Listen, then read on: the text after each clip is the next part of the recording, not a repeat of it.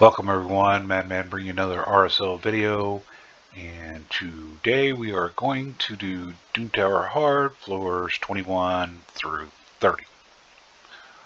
So we're going to just stick with the same team here, even though I'm weak affinity, and we're just going to keep on going. I know it's slow and boring, but I will speed it up for you.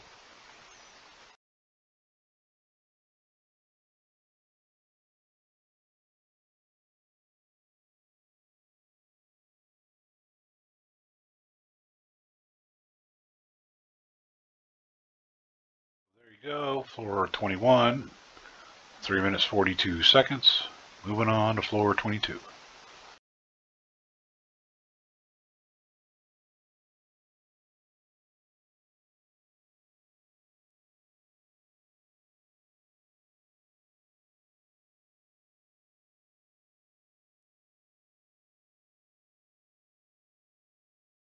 So 4 minutes and 23 seconds for floor 22. Moving on to floor 23.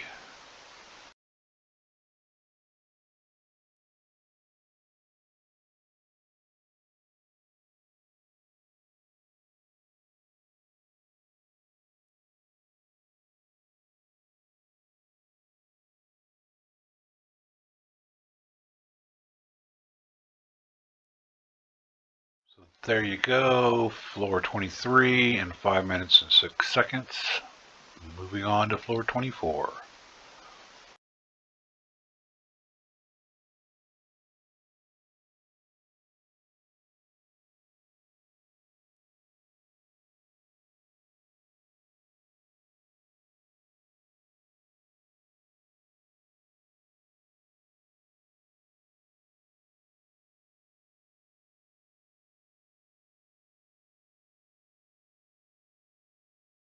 So as you can see, floor 24 in 6 minutes and 18 seconds.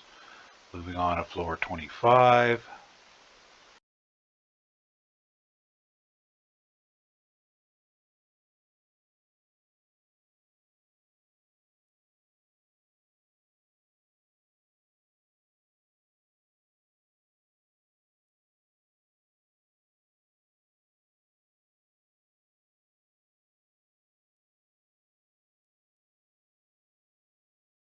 So 6 minutes and 5 seconds for floor 25. Moving on to floor 26.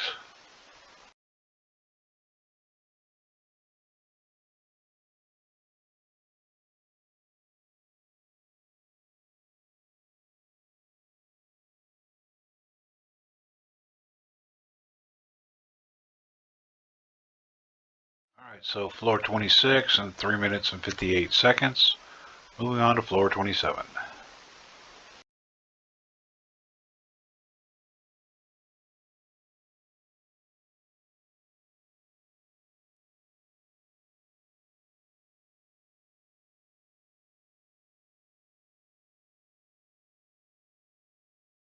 Alright, so 4 minutes even for floor 27. Moving on to floor 28.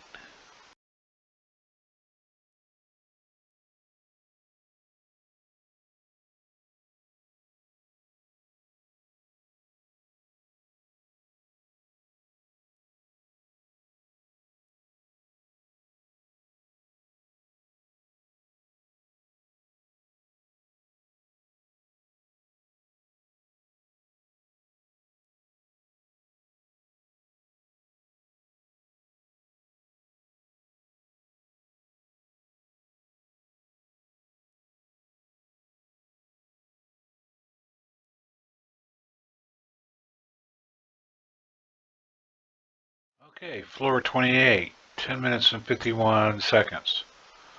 A little longer than we'd like there, but still got the job done. Let's move on to floor 29.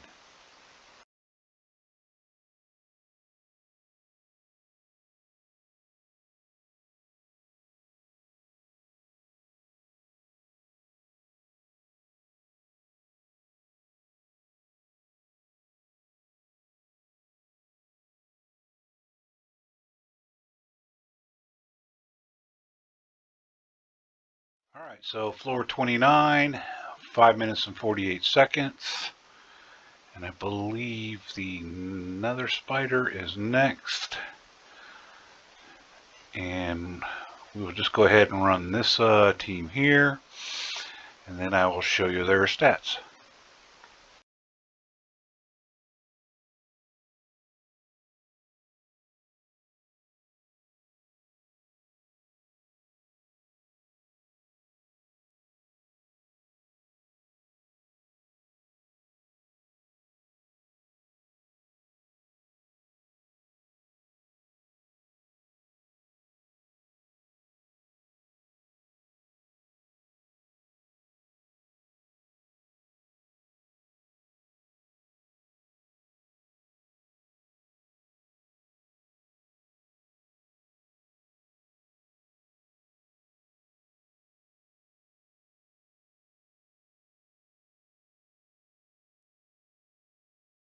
There you go, floor 30, another spider there in 12 minutes and 13 seconds.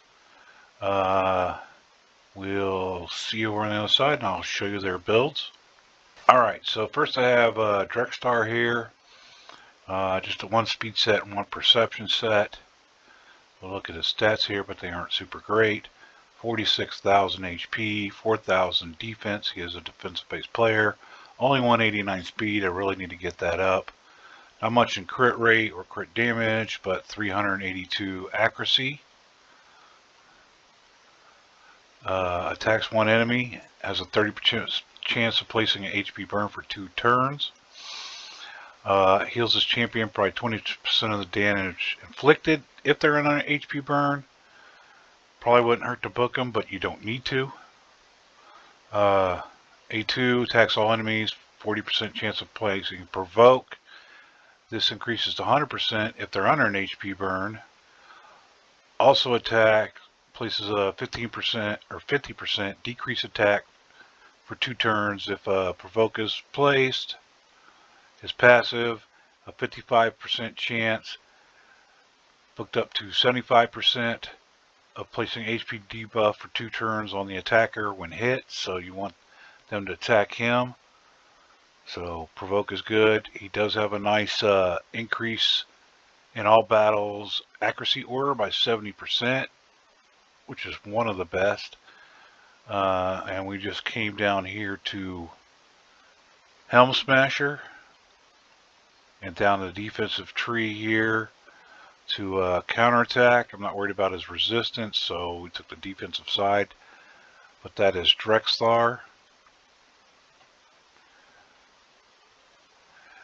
Ninja, he is currently built for Clan Boss right now, so I'm in Cruel set. And then mismatch pieces there. 37,000 HP, 4,100 attack, 262 crit damage, obviously with a 100% crit rate, only 162 because he's my budget unkillable, and 222, which is on the low side, but enough for landing his stuff on the clan boss. Has a chance of placing decreased defense, and of course it'll fill his turn meter when he against bosses. Attacks 3 times at random. Each hit has a 75% chance of placing an HP burn. Also puts a perfect veil on himself. Might want to turn that skill off since we're using Drexstar there, because he could hit the spiderlings. You don't really want to do that. When facing the boss there, attacks all enemies, has a 75%, booked up to 100% chance of freeze. And then his passive obviously is increased crit damage and increased attack. But like I said, he's built for Clan Boss, so we came down with the kind of standard Clan Boss build here, and then gave him some support to give him better accuracy there. So that is Ninja. So we've seen before, so we'll go over just quickly. She's in Relentless and Perception, 65,000 HP, almost 3,000 defense, 200 speed, 266 resistance, 261 accuracy. She is booked, chance to decrease speed, chance of stunning, revive an ally with ally protection, and of course a passive that gives you increased speed and heal. Again, defensive masteries to get more resistance, and support because I haven't built her to be a nuker. Mugga we've seen before as well. A speed and immortal set, 67 or 67,000 HP, 2600 in defense, 219 speed, lots of resistance. Don't care about her accuracy. Even though it's almost fully booked, chance for removing a random debuff. Don't care too much about that. It's nice, but not the big thing. The big thing is the shields and the continuous heals with the extra healing and cooldowns, and then be able to revive 2 random allies, fill their turn meters, and put a shield buff on them. 5 turn cooldown kind of sucks, but you know, you saw she came in handy there a little bit. HP all battles, nothing super special on that. Again, down the defensive tree here, but you know, chances increase the turn meter. Again, support tree, timely intervention to increase the turn meter. That way she can place her heals and shield and or revive any allies that went down. And then lastly, Reliquary Tender. She is in a Relentless and a Resilient set. 56,000 plus HP, 3,300 defense, 209 speed. Don't care about crit damage or crit rate or accuracy. Her job, she can decrease attack. If it lands, great. If it doesn't, not the biggest crime in the world there, but she removes all debuffs from allies and places a continuous heal for 2 turns. So that's what we got her in there for, to remove those poisons. Plus, if need be, she can revive an ally with a little bit of HP and turn meter. And then her masteries, again, came down the defensive tree and went with a little resistance. And then the support tree here to extend any buffs that's cast, so maybe we can get the healing going on a little bit longer. But that is Reliquary Tender. I want to check real quick. Alright, I must have changed something out. At one point I had a really high resist for upper levels, but I think I swapped some gear out and just patched back in some new gear. Anyway, let's go see the secret room. Alright, so secret room 3 here is force attack only champions.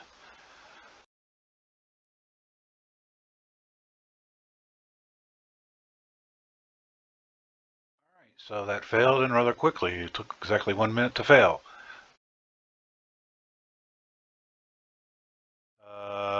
If I can get past this, we'll come back to it, but for now I'm not going to worry about it. Y'all have a nice day.